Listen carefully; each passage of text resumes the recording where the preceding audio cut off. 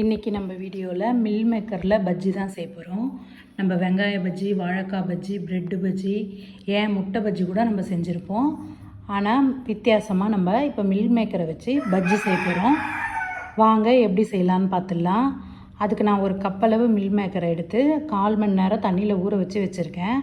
இதை நம்ம தண்ணி இல்லாமல் ஃபஸ்ட்டு பிழிஞ்சு எடுத்து வச்சுக்கலாம்.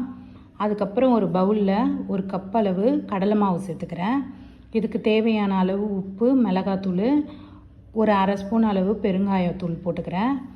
ஃபுட் கலர் சேர்த்துக்கிறேன்.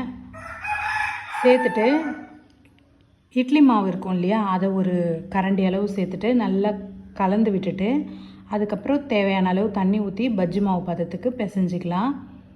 அதுக்கப்புறம் எண்ணெயை நல்லா சூடுபடுத்திட்டு எண்ணெய் நல்லா சூடானதும் இந்த மில் மேக்கரை இந்த பஜ்ஜி மாவில் போட்டு நல்லா கலந்து விட்டுட்டு நம்ம எண்ணெயில் ஒன்று ஒன்றா போட்டு நல்லா பொரித்து எடுத்துக்கலாம்.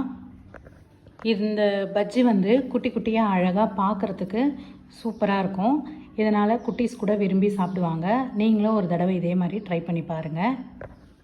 இது ரொம்ப டேஸ்ட்டாகவும் இருக்கும். சூப்பராக மில் மேக்கர் பஜ்ஜி ரெடி ஆகிடுச்சு.